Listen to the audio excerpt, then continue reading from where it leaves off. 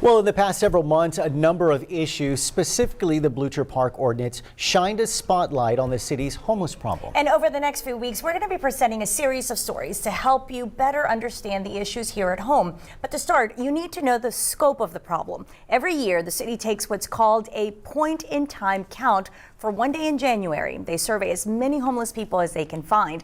This year, 380 homeless people were polled about their lives. Chris 6 News reporter Greg Chandler joins us now in the studio. Now, Greg, this is a sample polling. It cannot provide an accurate count of the homeless.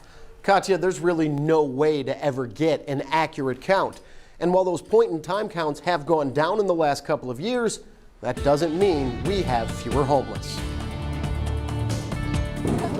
I'm living my life the way I want to, and I'm learning how to stay to myself, safe. Fernando Garcia is one of the city's homeless. He says he's from nearby, but came to Corpus Christi because it was somewhere he knew. When we were growing up, this was the place we usually came to purchase or trade or whatever. He's now been here 2 years. In that time, Fernando and others have seen the city's homeless population grow. The point-in-time counts show a decrease, but whenever I ask the actual agencies, they definitely see an increase of homeless individuals.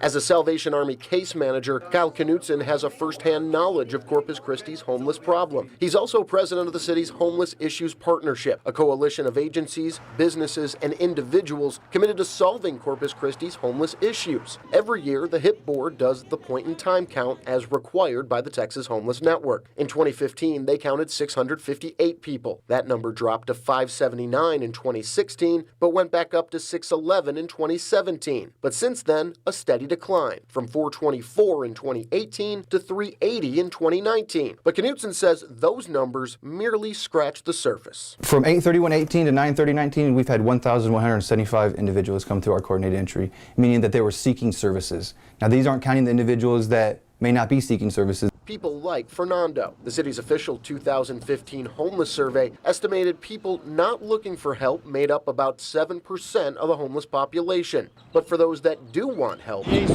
there are plenty of options. We have amazing service providers, and this is a really generous community. Emily Schaefer Northrup is the city's first homeless outreach coordinator. Part of her job is to bring all the agencies who help the homeless together, streamlining the process. The other part is collecting information. And while she started her research in August, she believes she still has more work to do before she's ready to report her findings. Homelessness in Corpus Christi is a multifaceted and complex issue, and I think I've been most surprised by the momentum in the community surrounding it. Much of that recent momentum was sparked by the debate surrounding the Blucher Park ordinance. Before the ordinance, Blucher Park was a popular spot for the homeless to sleep because many of the people who stayed here believed this was the safest place.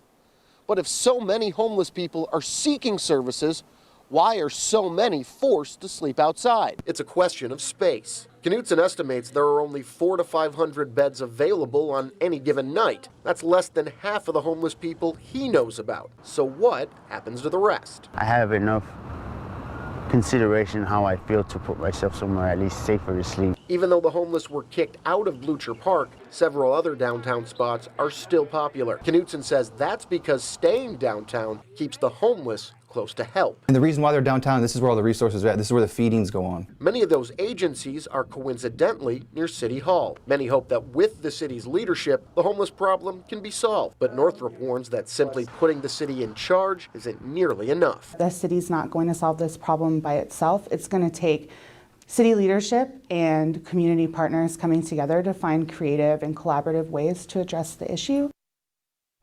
Now, people I spoke with say a more accurate count is needed. To that end, the HIP board wants an extension from the state to take its count over a week instead of only 1 day. Katya? All right, Greg Chandler, thank you. And there are 4 homeless shelters in the city along with 2 day shelters. Chris 6 News was able to tour each of those facilities and talk to the people who run them. For a closer look at what we found, log on to christv.com and type the words homeless Corpus Christi in the search bar. And be sure to tune in Monday for our second installment of our series, Homeless: Crisis on the Streets. Chris 6 News reporter Seth Kovar talks to police and city officials about the problems caused by the homeless at our local parks. Seth takes a close look at the issue on Monday on Chris 6 News at 6 and 10.